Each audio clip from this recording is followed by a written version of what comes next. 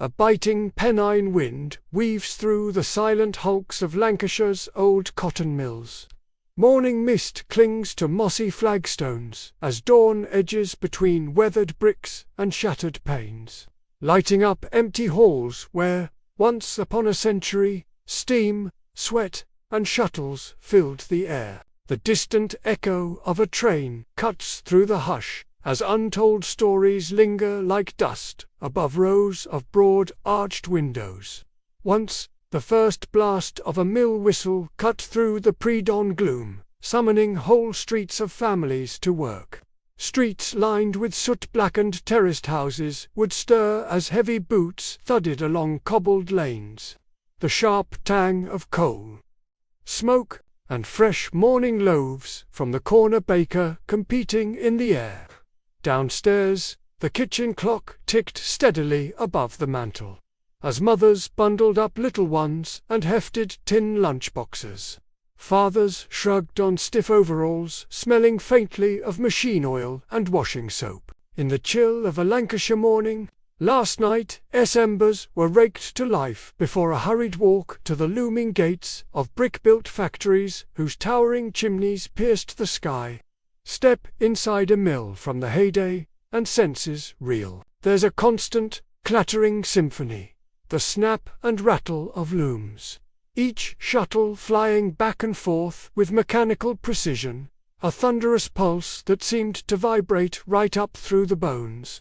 Air thick with floating flecks of cotton, the smell an odd blend of damp stone, milky paraffin and lanolin from the spinning machines. Men and women, shore-wrapped against the draught, leaned in close over bobbins, all hands skilled and swift. Even young teens, skipping bare-legged between spindles, worked side by side with mothers and grandmothers, a family industry, though the work was relentless. In the managers' offices, overseers counted wages in shillings and half-crowns. Pay packets dispensed on Fridays, sometimes a sovereign's weight for a week's noisy toil. The mills didn't just shape working hours, they wove communities together. After shifts, pavements bustled as machinists crossed to the chippy for newspaper-wrapped cod and vinegar-soaked chips, or dropped coins into the glass-topped Woolworths counter for a paper bag of wine gums. At weekends, mill bands would strike up marches outside YMCA halls or on windswept cricket greens. Children raced penny farthings between back entries, and gaggles of women queued at the corner shop for the week's rations, weighing out tea and biscuits, trading bits of news beneath hand-lettered adverts for Lions-made lollies. The local pub, thick with the smell of brown ale and pipe smoke, offered respite after all.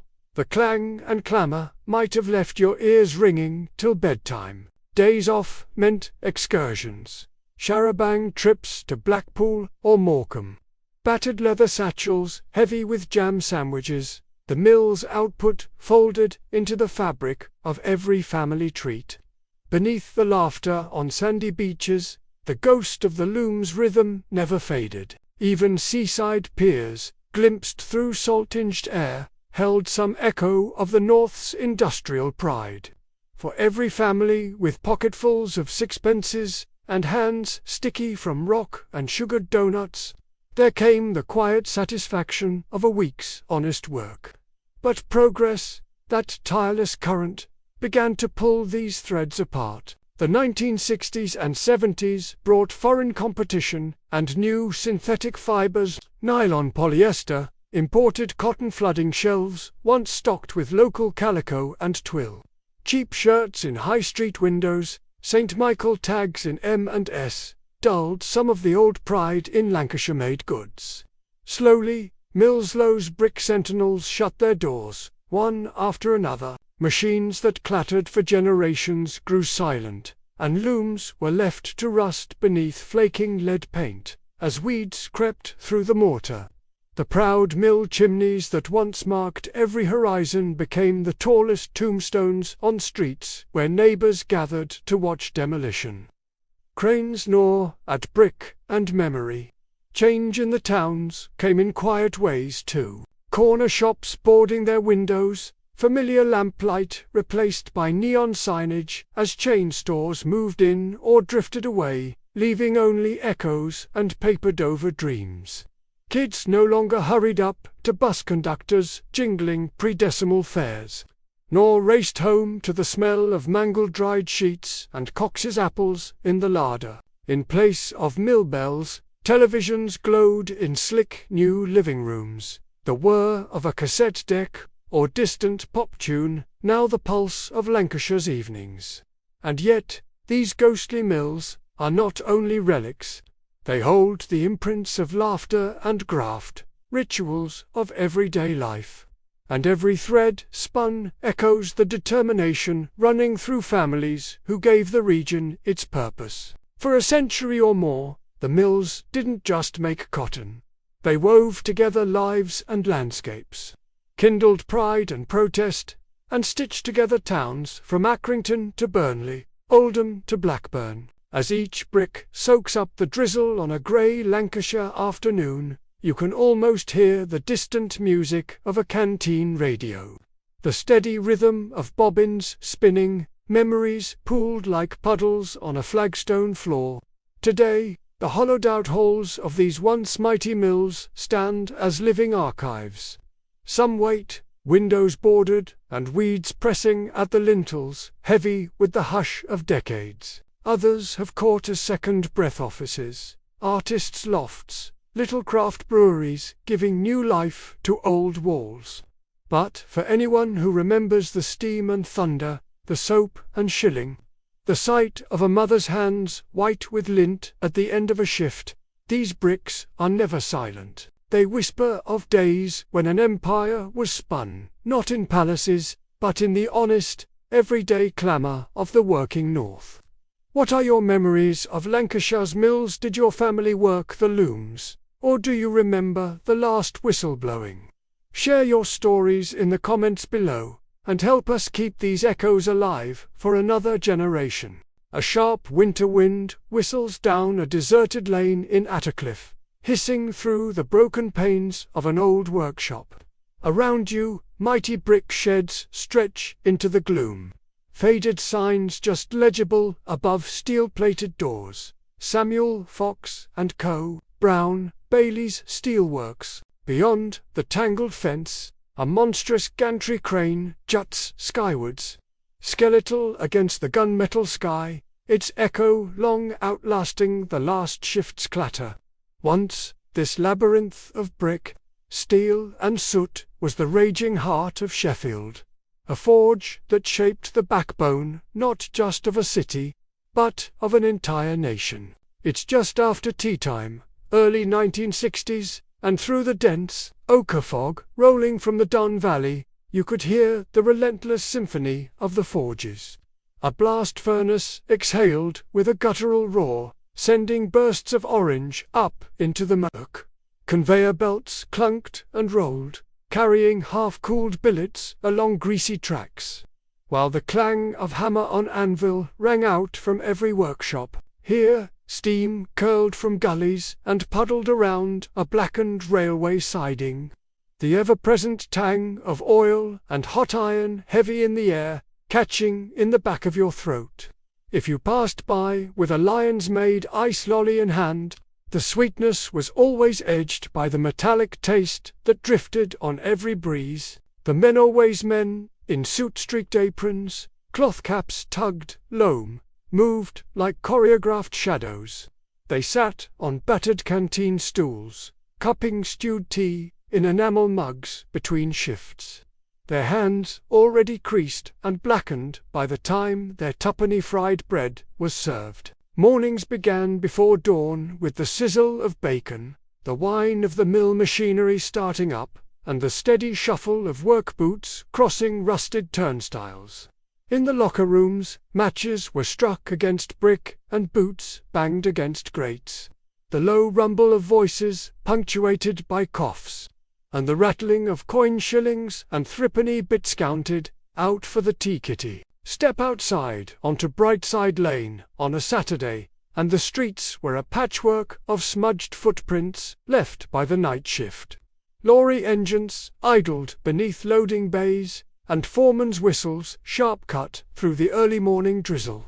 Corner shops, still open for a pocket of trade, sold woodbine cigarettes and blackcurrant chew, while a milk float rattled past, cream-topped bottles clinking in time with the slow trundle of the flat cart. You'd see children picking their way past puddles sheened with rainbow slicks of oil, careful not to get too near where the steel wagons thundered. The air was never truly clean.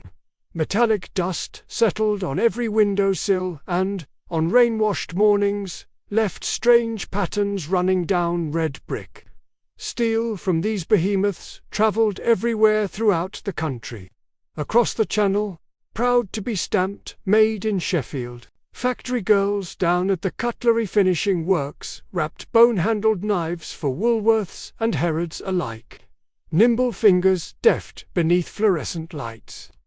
Each product, from bolts for mining equipment to the finest silverware, bore the memory of that infernal glow, the strange alchemy of fire and sweat. In every home across the city you'd find a Sheffield knife tucked into the cutlery drawer, or hear folks speak of relatives at the plant, stories told over pints and dominoes in the working men's clubs that clung to every corner, but with every shift the work left its mark, hands permanently nicked and calloused, hearing dulled by years among the din, the lungs racked by decades among the rolling smoke. Yet, for many, there was purpose in the graft. Apprentices learnt pride in precision and perseverance, passed down like heirlooms, father to son, uncle to nephew. Even as the world edged towards the transistor radio and the sleek, plastic fantastic future, Sheffield's heartbeat still thudded to the rhythm of hammers, presses, and the tireless rolling mills. Slowly, through the 1970s and into the Thatcher years, the writing on the wall grew ever clearer. Contracts dried up, foreign imports undercut British steel, and a tide of closings swept through towns that had once known the timing of shift whistles as intimately as their own pulse. Whole blocks of the city, once shimmering orange in the night, slipped into silence. Eager young men who once signed on for a lifetime's security now queued outside job centres or made do on the dole. Dreams of a steady wage replaced by anxieties about whether even the corner shop would last the year. Graffiti crept across locked gates, weeds pushed up between paving stones, and the railway sidings rusted quietly beneath an indifferent sky. Those forges, mighty unyielding, were more than just workplaces. They were Sheffield's backbone, shapers of both the skyline and the spirit of its people. In their heyday, they drew entire generations into their orbit, forging community alongside girders and rails, stoicism alongside steel. The bright-eyed apprentices, the uncomplaining grafters, even the battered shop girls, all shared in the prosperity that glowed from the open hearths. And when the furnaces dimmed, entire districts felt the chill. Pubs closed their doors, corner shops packed away their last jars of sweets. The city's pulse seemed to slow, transformed by the same forces of change that swept through so much of post-war England. Yet, in the quiet, drifting through the empty echo of tram lines and old workshop doors, the memory clings on. The tang of ozone before a summer storm, the bite of wind in January, the rhythmic clatter of wheels on the rails, these are reminders of a time when flame and sweat wrought more than metal. Sheffield's steel giants, however silent today, still cast long shadows, memories forged in fire, enduring through decades, kept alive in hearts and half-forgotten family tales. What are your memories of Sheffield's old works? Did you, or someone you know, walk those soot-blackened lanes, or feel the heat of the furnace? Share your stories in the comments below. We'd love to include your memories in a future episode of England Time Capsule. A low, muffled boom judders the dawn air, scattering coal dust into the pale sunlight creeping over terraced rooftops. On the northern edge of a soot-stained village, men stoop and file into the mouth of the colliery, helmet lamps shining weakly, swinging their snap-tins and flasks as they vanish, one by one, into the gaping darkness. Here, above ground, the day is just beginning. But, for England's coal miners, the century-old ritual of descent into the earth marks the dividing line between daylight life and the churning, hidden world below. For generations, coal was the black gold that powered the nation. Its veins, running through the living rock beneath Yorkshire, South Wales, and Northumberland, in villages ringed by billowing chimneys and proud pit wheels, the collieries were impossible to ignore.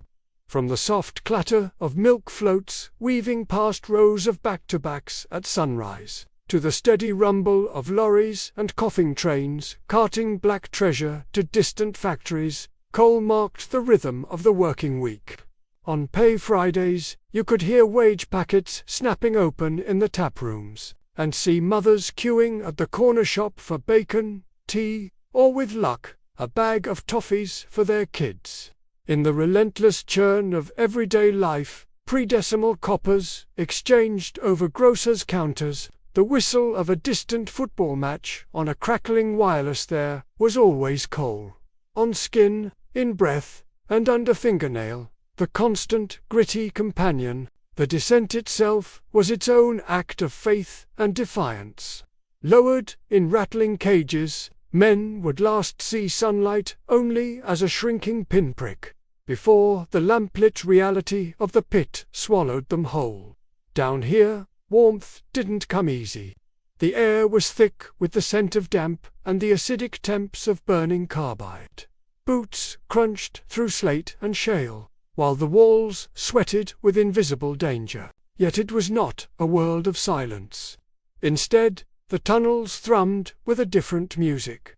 The fast, rhythmic tap of picks and shovels, the rasp of voices swapping Saturday's pools, predictions, and, above all, the singing, resounding through the gloom, familiar hymns and folk songs, "Guide me, O thou great Redeemer." The Bladen racers knitted miners together in unspoken solidarity. It was a brotherhood forged not only in risk, but in humour, pride, and a refusal to let the darkness swallow every scrap of joy. The camaraderie kindled below cropped up in every corner of village life. On summer weekends, the colliery band brass burnished to a glowed parade down the high street, drawing children from their ball games and grandmothers in curlers to watch. The annual big meeting or miners' gala was more than a day out. It was the heartbeat of the coalfield, a proud march of banners, choirs, and families dressed in their Sunday best, picnic baskets swinging. Clubs and institutes dotted the shadow of each pithead's smoky sanctuaries, decked with faded photos of cup finals and shelves of dominoes and darts. Here, voices swelled as boldly as in the tunnels below, debating, joking, remembering, and sometimes mourning, over cheap brown ale or a battered pie from the chippy. On Christmas mornings, you might hear the chapel choir giving voice to carols, their harmonies both sturdy and sweet, floating out over streets dusted with frost, the colliery's headframe looming above like a steel cross on the hill. Yet, for all its closeness, colliery life bore scars, both open and hidden. The edge of every conversation was sharpened by risk, a cave-in, a fire, or long years of dust on the lungs. Families carried their own quiet grief's black-stained handprints on a Sunday blouse, a cough that would not fade, the empty place at the table. Strikes and hardship were never far away, especially as the 1970s crept on and the threat of closures loomed. Rationed coal, the yawn of empty shops when the picket lines held, and a hush on the high street as the news from London turned colder still. Yet, in all this, there was a dignified resilience. Prams pushed through mud after rain.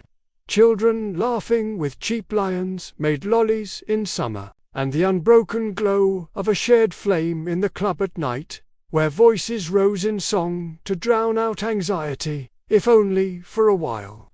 Change came not overnight, but as a kind of slow turning, a fraying of anchors that had long held firm. As the 1980s edged in, the crisp new logos of high street chains replaced old butchers, and bakeries and Woolworth's pick and mix became a rare treat for those with pocket money to spare. In the pit villages, though it was the looming threat of redundancy that cast the longest shadow. Power stations modernized. Politicians promised new beginnings, but rows of boarded-up terraces and rusting pit wheels told a different story of a way of life pulled up by the roots, leaving behind empty yards and echoes in empty halls. Where once the air rang with band practice and laughter, there came a hush, broken only by the cry of gulls drifting in from the coast or the tramp of boots from lads heading south for work. Yet the heart of these places lingered far longer than their chimneys smoked. The coalfields taught generations the meaning of solidarity, graft, and collective hope. They were communities welded together by more than just the practical necessity of shared labor. They were families in the deepest sense, with bonds strong enough to counter the worst life could throw their way. The headframes may be gone, and the acrid sting of coal dust mostly replaced by the chill tang of rain and the green of reclaimed hillsides. Still, on a Saturday morning, if you listen close in these towns, you might just catch the faded strains of a brass band practicing or see old miners raise weathered hands in greeting. Memory flickering through the bones of streets built on the coal below. Were you, or someone dear to you, part of the world below the ground? Can you remember the taste of a snap-tin lunch, the song of the pit band, or the smell of coal-scented autumns drifting through your village? Share your stories, and the music of your own coalfield days in the comments below, and help us keep the heart of the North beating in memory.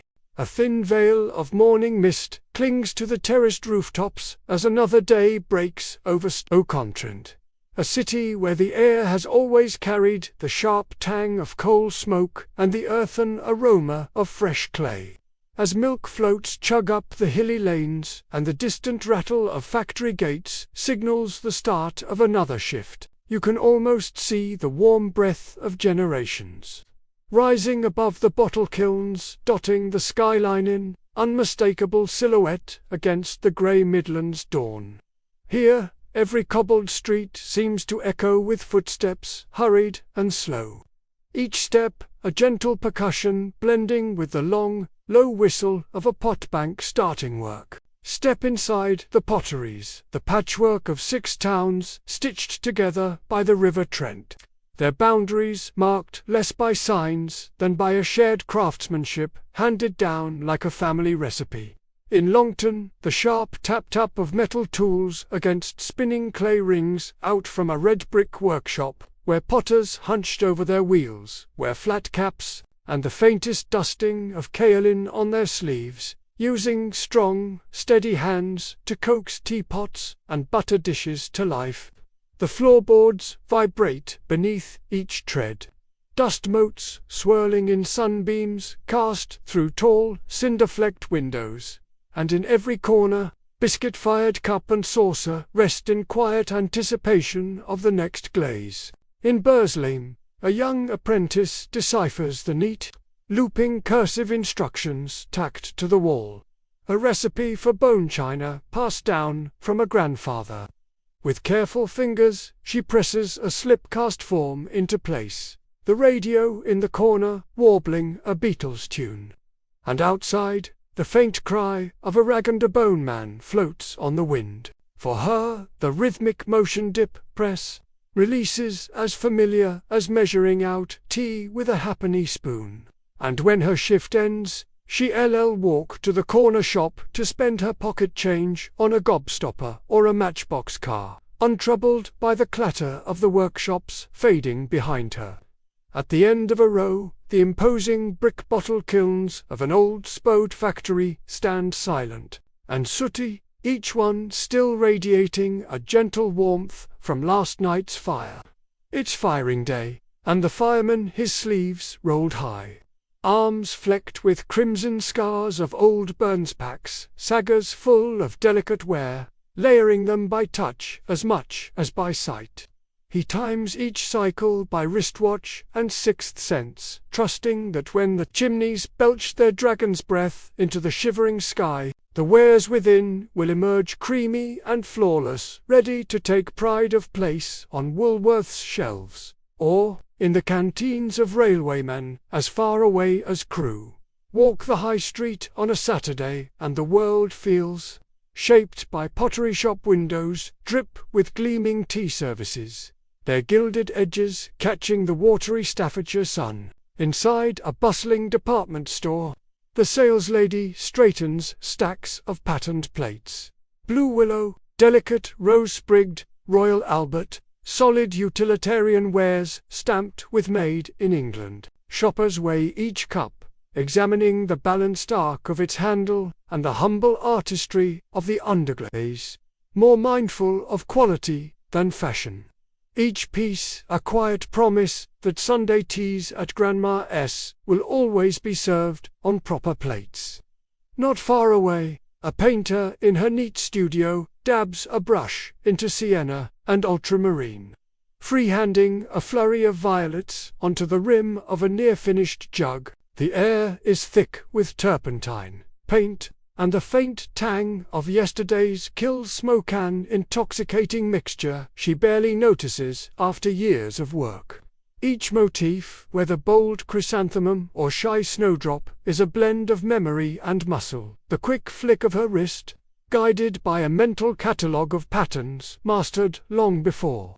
CASSETTE players and colour television poked their way into Pottery's living rooms. Her apron bears the ghostly impressions of 100 past commissions, small traces of stories retold in petals and scrollwork. For those living here, every mug sipped from or plate passed around the table bears the fingerprints, sometimes literally, of neighbours and kin. The industry defines the streetscape. Pottery shards crunch underfoot on walks to school. The canals are lined with ochre slip and drifting petals from the factory gardens and factory. Hooters set the rhythm of daily life, calling men and women to their posts just as reliably as church bells call the faithful. Through the 1970s and into the 80s, the ghost of change hovers at Stoke's shoulder. Even as the city clings to its clay-hearted ways, imported wares and changing tastes begin to nibble at the edges of the old order, while automation tips the scales, rendering the steady patience of a life spent at the wheel an uncertain prospect. Pottery's shops, once bustling with customers hunting for harvest jugs and delicate tea sets, gradually make way for chain stores selling plastics and glass. The familiar bottle kilns, too hungry for coal and standing in the way of modern roads, fall silent. Many destined to become silent witnesses, listed relics, nestled amid council flats and car parks. But in the memory of those who lived it, the pottery capital of England remains something rich and indelible, place where everyday beauty was pressed from humble clay, and where families marked time by shifts and firings, not by the sweep of the office clock. Even as the world changed, the rituals endured. Tea drunk from finest bone china, Sunday roasts plated on spode or minton, and daughters learning to paint swags and posies from their mothers. For all its smoke and grit and hard-won pay, Stoke-on-Trent shaped more than just mugs and plates. It shaped communities, gave rhythm to the high streets, and poured the warmth of home into every handle and rim. Today, the kilns may stand silent, their brick mouths yawning dreamily into the Staffordshire drizzle, but the echo of the old potteries lingers in every British kitchen cabinet, in every inherited saucer balanced on tired knees, the scent of clay and coal, the chime of teacups, and the quiet pride of handiwork. These are England's treasures too, painted in memory, if not always in glaze. Have you childhood memories of Stoke's potbanks, the scent of fresh-fired ware, or a favourite teacup with its own story? Share your memories and the things you've kept in the comments below, and let's piece together the story of pottery's past, one memory at a time.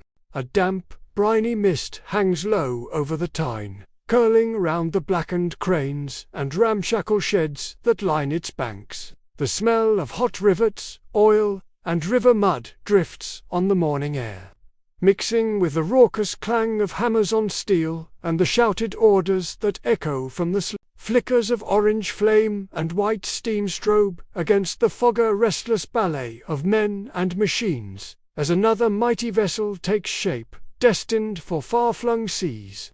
Just past 6, the shift horn keens across Wallsend, and hundreds of men in flat caps and heavy coats spill from red brick terraces and corner shops towards the river. Buckets of tea steam in rough hands, packed lunchboxes swing at their sides, fatty bacon sandwiches pressed in greaseproof paper, apples, sometimes a wedge of fruitcake if there's a bit to spare. The ground trembles beneath work boots caked in Tyneside clay, and in every pocket the soft jangle of coins, threepenny bits, tanners, and the odd dog-eared 10-bob note promising a pint in the ship Victory later, if the shift goes well.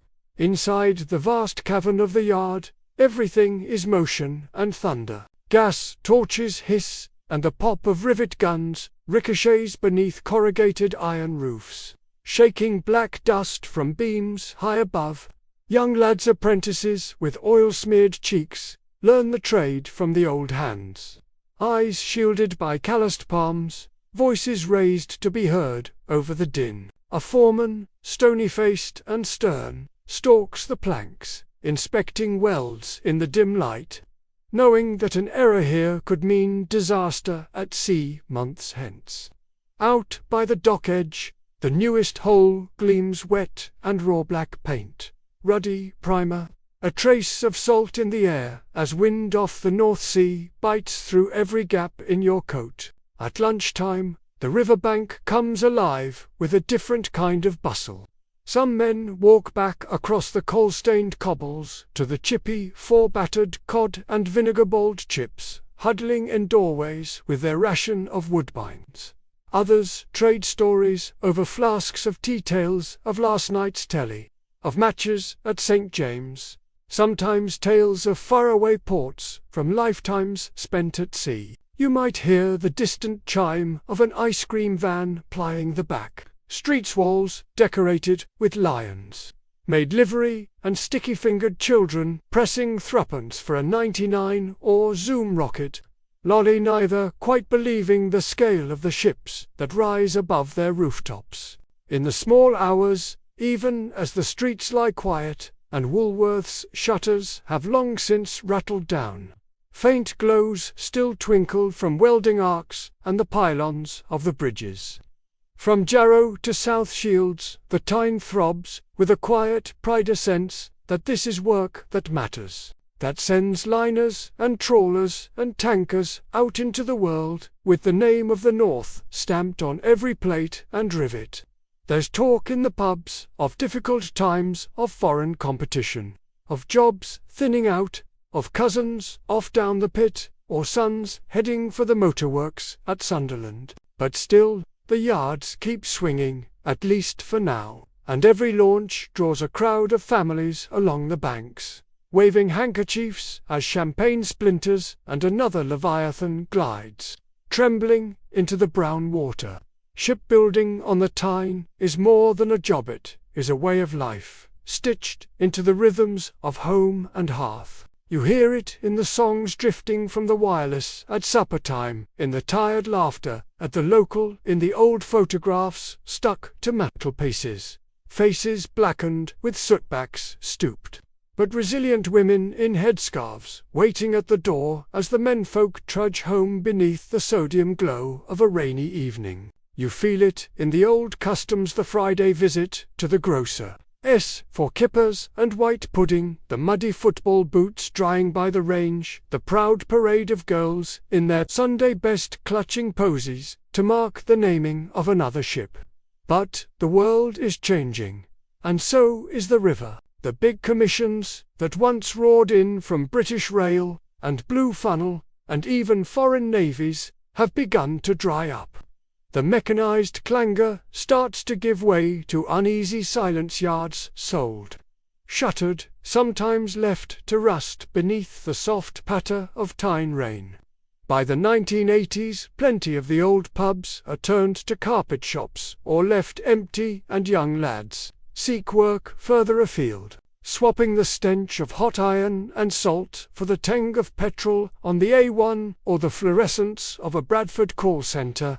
You sometimes see the skeletons of half-finished ships, flanked by brambles, staring out at container ports and ferry terminal signs of a world that won't stop moving.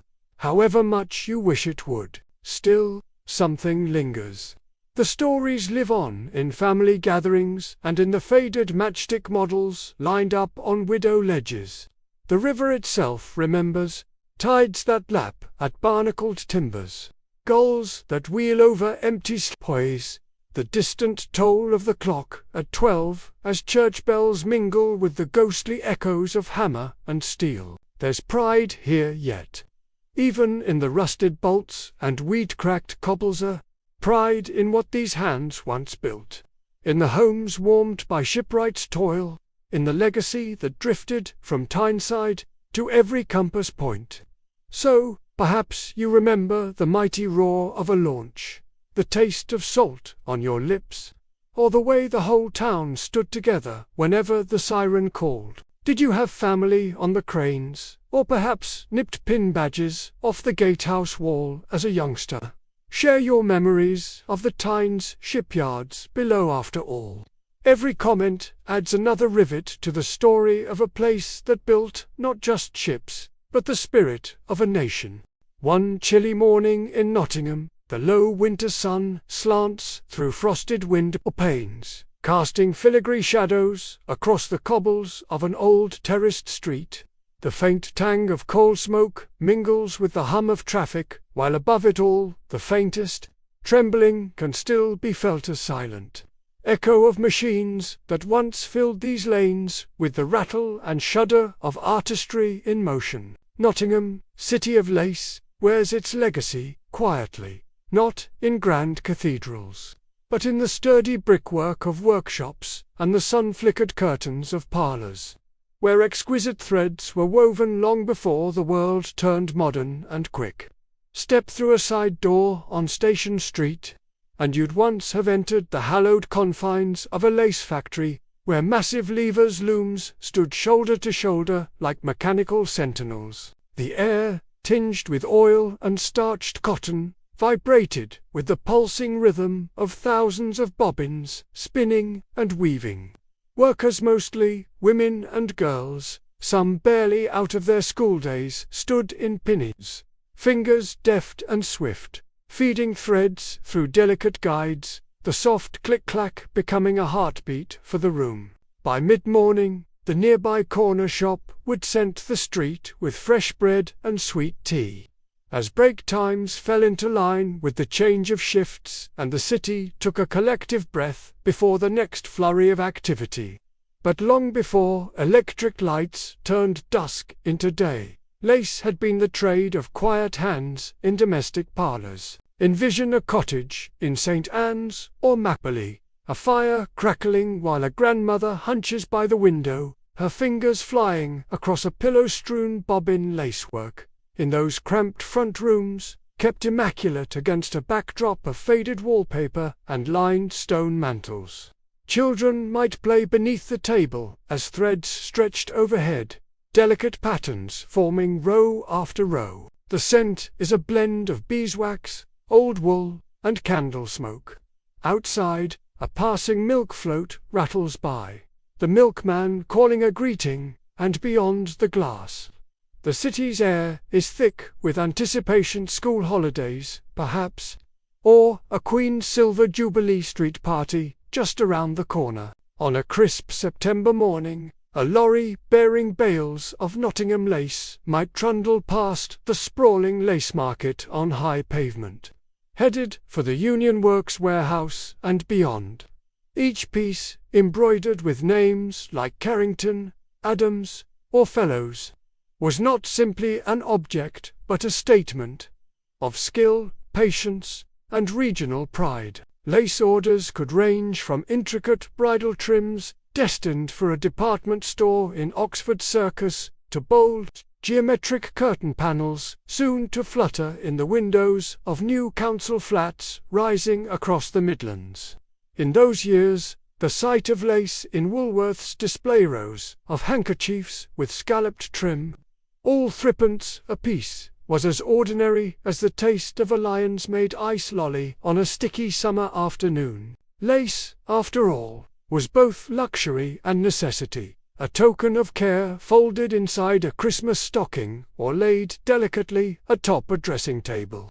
As daylight wafted from the lace district's archways and alleyways, tradesmen and runners cycled urgent samples between workshops, swerving through streets where tram bells clanged and the odour of stewing meat drifted from chop houses. Saturdays saw workers, their hair still smelling faintly of starch and lanolin, browse fabric offcuts at the market stalls, dreaming upskirts or soft furnishings to brighten draughty homes. Some lucky children, clutching twopence or a shilling, were sent to collect lace ends, which their mothers transformed with nimble threads into doilies, tray cloths, or even wedding veils. Every scrap was precious, an emblem of thrift, a hedge against tight times, especially when strikes hit or redundancies threatened. In the back rooms, radios crackled with updates, sometimes the miners', sometimes the mills', and a shared hope simmered along with the morning's tea. Nottingham's lace was not merely an export, but a language of pride, identity, and aspiration. In church on Sundays, white-gloved brides swept down aisles trailing veils from Perry's or Miller's, the intricate flowers a quiet testament to family savings and skilled hands. In living rooms across the city, the finest pieces found pride of place, draped over sideboards or folded carefully for the next generation. Even the less perfect lengths, all slighted and seconds, adorned air-raid shelters and joined patchwork quilts. Lace became the hush between generations, her grandmother's legacy to her granddaughter. The same soft patterns repeated in wedding, christening, and memorial. Through floods, strikes, and changing government, Nottingham lace was a near constant, laid over the ever-shifting landscapes of class, fortune, and fashion. To live inside that world was to recognize its delicate strength, the gentlest resistance against the world's rough edges. Yet time, as ever, pressed forward. The coming of cheap imports, the shift from pre-decimal wages earned in folding brown envelopes to dole queues and job centres, the lure of high-street fast fashion, all these changed lace from an industry to an inheritance. Factories that once sang with machinery fell quiet, many repurposed as antique shops or artist studios. Younger generations grew up with televisions and cassette tapes, their world lit by the glow of Blackpool illuminations and, lest by the golden shafts of light, filtering through lace-curtained windows. The skills of bobbin, spindle, and loom began to fade from daily life, surviving in societies and craft fairs, in the careful tracing of family trees and the occasional restoration of a stonework lace motif along the city's gables. Yet Nottingham's lace legacy lingers everywhere if you know how to look.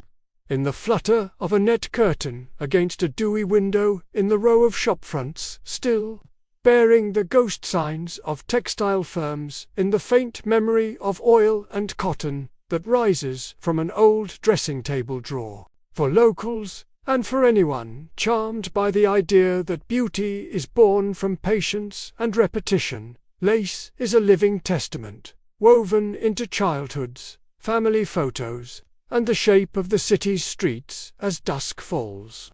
What once clattered through the heart of Nottingham now whispers, but it is a whisper that endures, stronger and more intricate than it may at first appear. So, did you grow up beneath Nottingham's lacework skies, or perhaps your grand's best tablecloth had a story to tell? Share your memories or family treasures in the comments below. Help us stitch together the beautiful, lasting legacy of Nottingham lace. The early morning mist clings low above the cobbles of Norwich, painting the ancient streets in a pearly light that blurs memory with the present. Somewhere beyond the town square, a lorry rumbles past rows of terraced houses, carrying a cargo not of coal or cotton, but of pure Cheshire salt, pristine white, almost crystalline, christened by centuries of brine. The air here holds a tang, heavy and unmistakable, seeping from invisible springs beneath the earth and mingling with the scent of wood smoke and fresh baking from the corner shop. This is salt country. Dig just beneath the surface, sometimes literally, and you'll find stories as old as England itself, preserved like ham in brine and reawakened with each new sunrise over the Weaver Valley. By the late 1950s, salt had long since ceased being a luxury for kings. Now the whole of the land depended on it. Inside local kitchens, salt jars bore names like Saxa and Cerebos, familiar in the palms of housewives preparing stews against the rattle of a post-war ration book. In the cellars of small-town pubs and chip shops hung vast slabs of bacon, salted and curled at the edges, keeping their succulence through long, uncertain winters when deep freezes were only just making their way into the suburban home. Venture past the high street, beyond Woolworths with its jumble of boxed sweets and pick-and mix, and the droning hum of the milk float making its dawn rounds, you'd find yourself drawn to the strange, gleaming heart of Cheshire, the open salt works. Here, great iron cauldrons simmered, slung above roaring fires, belching out clouds of acrid steamer, seen as much Victorian as modern. Persisting stubbornly in a world marching toward the age of transistor radios and lycra, the salt workers, men and women, their faces furrowed, palms tough as railway sleepers, tended shallow pans with long rakes, sweeping, coaxing the miracle mineral from the brine, under the flickering dance of gas lamps, and, later, the steady stare of fluorescent tubes. Each shift became a ballet of heat, grit, and patience. If you listened closely, you'd catch the music of industry woven into daily life, the gentle scuff of boots on salt crystals, crunching underfoot, laughter echoing off corrugated sheds, the grumbling chatter of push bikes lined up outside the works at change of shift. Sometimes a train would thunder along the embankment bearing wagons of white gold, south to London or north toward the Pennine textile towns. Even the schools felt its presence. Children's stories whispered of the secret rivers beneath their playgrounds, and on especially damp days the doors would stick, swollen by salt-charged air. Northwich, Middlewich, Nantwich, the triple crown of Cheshire salt. Each town unique in its rhythm, yet all clustered around the veins of brine water that laced through marl and clay. Older locals remembered when parts of the ground would suddenly dip, as the empty caverns below collapsed, salt mining's curious legacy leaving ponds and green hollows behind. These so-called flashes became places of furtive adventure, fishing for perch in waters cool and mysterious, or daring each other to cross rickety wooden bridges strung over the shining surface where the town once stood solid. Yet these salt towns were never just the domain of industry and labour. Around the market square, on a drizzly Saturday, the chimes of a Highsmith cash register mingled with the high peals of children squabbling over the last packet of salt. Shake crisps, while housewives eyed cuts of gammon at the butcher. And fancied packets of salted peanuts behind the bar at the King's Arms. Lunchtime brought the distinctive crunch of scaffolding, men biting into buttered baps, studded with mustard, and slabs of cold hamther salt, keeping the meat sweet. Even as the world hurried on around them, and when the rain inevitably rolled in off the Cheshire plain, you'd shelter beneath an awning and watch the streams of brackish water slipping toward the canal. Each rivulet carrying echoes of the days when Vikings set their sails by the taste of salt on their lips. As decades passed and the 1970s arrived, the salt pans grew quieter. The world turned. New methods, new concerns, and new kinds of jobs appeared on high streets lined with the first flares of a supermarket age. Miners' strikes came and went elsewhere, but here the threat was subtler. Automation, mergers, and the inexorable rise of lorries laden not only with salt, but now with cheap imports from elsewhere. The great sheds shuttered one by one, their iron kettles cold, drifting into memory alongside the smell of carbolic soap and the jingle of pre-decimal change. The flashes spread and changed with them, their mysterious stillness belying the feverish industry they once witnessed. Yet echoes of salt lingered, in the way locals pinched a touch for their boiled potatoes, or in stories swapped during Sunday lunch around knotty pine tables. For those who grew up in the salt towns, childhood meant more than just what filled a lunch pail. It meant knowing the drift and sigh of fog off the River Weaver, the reassurance of streetlights diffused through salty air, the orange glow haze of evening settling on brick and slate.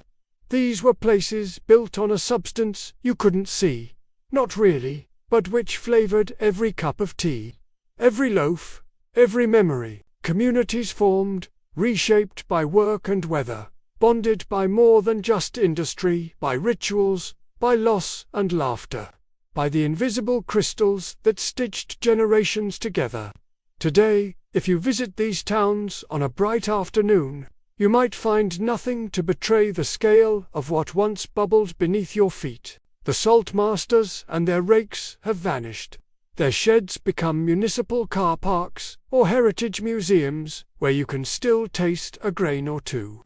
But for those who listen, who pause by a canal's flickering surface or linger in the shadow of an old pub wall, the story of the salt, the brine, the sweat, the forgotten fortunes lingers. It flavors every memory and every story, handed down over battered family tables and in faded photographs. Did you, or someone you knew, ever work in the salt towns of Cheshire? Is there a briny whiff or an old recipe that takes you back?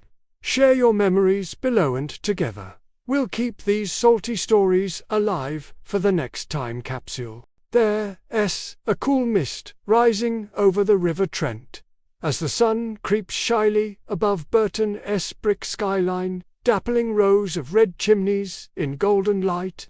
Downwind, a rich, intoxicating aroma hovers in the air, yeasty and bold, sweetened by malt. Sharp with hops, the unmistakable bouquet of brewing that clings to this town like the morning dew on its cobblestones. It's the mid-1960s, and while the whole nation stretches awake, Burton-on-Trent is already humming, a place where liquid gold is both livelihood and legend. Across the sprawling expanse of brewery yards, delivery boys trundle their battered bicycles past dray horses plodding patiently beneath the weight of towering wooden casks. The brewery whistle pierces the stillness, signaling a shift change. Shortly after, a tide of men in flat caps and rolled-up sleeves spills onto the pavement, their boots slick with the residue of wort and steam.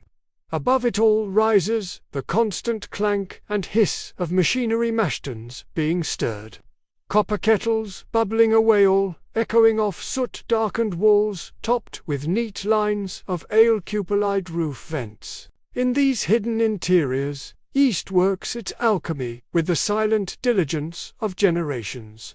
The mashers, tun-room men, and coopers are the heartbeat of the operation, are synchronized choreography built on decades of apprenticeship and kinship. To many, the real soul of Burton in these years pulses along the sidings at the railhead. Here, thick clouds of steam billow as locomotives lumber into station yards, their black livery marked with white British Railways crests. Porters in navy serge uniforms dart between casks, checking labels for towns as remote as Inverness and as near as Derby. The ritual is always the same. A last, slow roll of the cask on its cradling trolley, a painted stencil for Base or Worthington gleaming in the light, a proud moment as each barrel is sealed and hoisted onto a waiting goods van. There's a whiff of tar and hot metal in the air, mingling with every earthy note of beer. Porters grumble as they heave another 9-gallon firkin onto the truck, but there's pride there too. These trains aren't just delivering drink, they're dispatching a little piece of Burton. Packed with care for the Saturday night crowds, from Glasgow pubs to London supper clubs. Not far from the brewery's gates, the town itself bustles to the rhythm of its proud industry. Women queue at the corner shops for tins of condensed milk and bricks of beef dripping. The coins on the counter still pre-decimal, the comforting weight of half-crowns and florins pressing into their palms. A John Player's advertisement peeks out from a rain-darkened window. In the school playground, children swap tales about which brewery makes the strongest-smelling clouds, while older folk gather at the street's edge to reminisce about lost breweries, Allsop, Truman's, Innie Coop. The pubs, naturally, are the anchors of the social wicker snug room at the Cooper's Arms glowing with polished brass. The laughter rising as landlords pull pints straight from the hand pump, the head thick and creamy. You notice, here in Burton, the subtle distinctions in every glass. The ochre haze of a proper pale ale, the subtle bite of a hoppy finish, comparisons traded over pork pies and pickled eggs. Beer isn't just a drink. It's an education in water, malt, and the sorcery of yeast. Through the thick of it all, Burton's breweries spill out myriad aromas, acrid, nutty, sometimes fruity as the process marches from week to week. Each brewery has its own traditions. At base, the Union system still stands tall. Gleaming rows of interconnected oak casks, the pride of Victorian innovation, promising a clarity and nuance that attracts connoisseurs from as far as London's Law Courts and the Liverpool docks. Across the way at Worthington, ancient, shallow fermenters, rectangular with thick, yeasty crusts, lend the final profile its distinctive smoothness, and behind them all are countless craftsmen. Coopers hammering steel hoops, lab technicians in white coats adjusting hydrometers, foremen scribbling tallies with stubs of pencil on beer-stained ledgers. In the background, children race past on the way to school, dodging lorries stacked high with casks, hoping for a lucky penny or a stray bit of balm to take home. As the decade rolls on, change creeps in by inches. Diesel shunters start to edge out the old steam engines on the brewery sidings. Their mechanical note sharper, somehow less forgiving than the soft chuff of coal-fired siblings. National brands begin merging, swallowing up once independent houses. New bottling plants gleam on the edge of town, brighter and more clinical, their promise of efficiency casting long shadows over the old brickyards. Younger drinkers, led by the glow of TV adverts and the taste for lighter lagers, start to lose touch with the subtleties of a well-aged pale ale. Some breweries mighty for centuries start to close, their names fading from the skyline as swiftly as the smell of yeast on a rainy afternoon. The sight of a cask-laden dray horse becomes rare, replaced by boxy lorries splattered with modern signage. But sharp-nosed locals claim they can still tell when the wind's right, soaked with the ghost of brewing days gone by. Still, for all the change, a sense of pride endures in every corner of this town.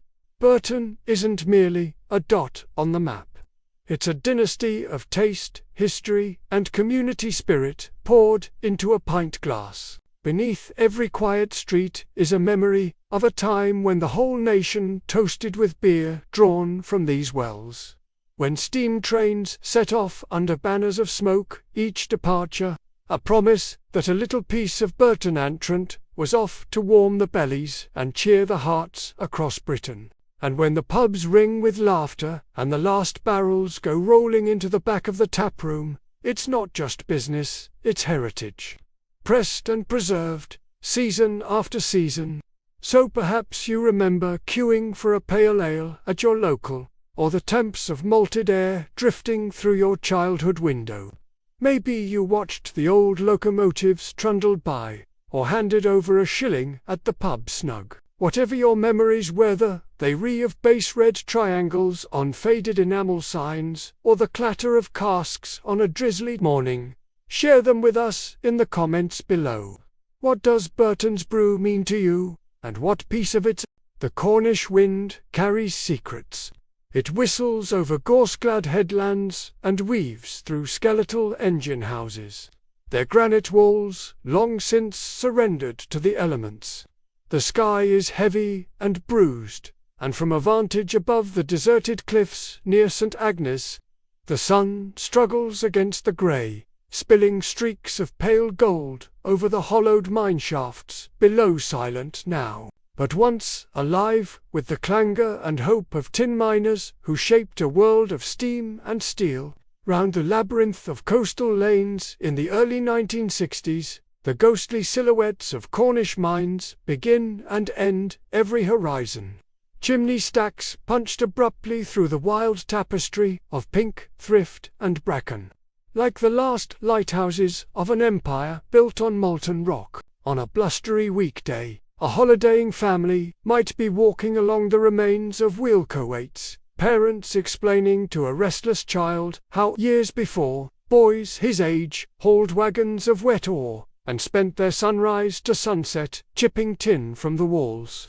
The gritty air reeks of salt and engine oil, and everywhere the echo of distant hammer strikes lingers, half imagined among the seabirds' cry. Down in Combourne, the edge of the old mine district, you could once catch the steadfast miners in their dusty boots, ambling home just before supper time. Behind them, the red double-decker buses rumble by, adverts for Lions-made lollies peeling at the edges. In the late afternoon, the air on Trelawarren Street is thick with the scents of pasty bakeries and the sugary allure of Woolworths, while boys spill marbles into potholes and housewives slip into the corner shops, counting out shillings and halfpennies, their hands rough as tin itself. On Fridays, the men might swap news near the Working Men's Club. The rhythm of mining life shift changes, pay packets, tin prices, still humming underneath the casual talk. Just beyond the main streets, through rows of terraced houses blackened by decades of coal smoke, lie the remnants of the industry itself. Tramways now serve as pathways where children pedal their rolly bikes, the rails hidden beneath moss and blown sand. Near South Crofty you can spy battered lunch pails and discarded boots. Peeking from collapsed tunnels, their owners long moved on to other trades, having weathered strikes, flooding, and the creeping sense that the ground beneath Cornwall is yielding less each year. School children, uniform ties askew, pass the time collecting the glassy fragments of blue-green copper or swapping them at home as treasures. Vaguely aware they once powered locomotives and steamships far beyond these coasts.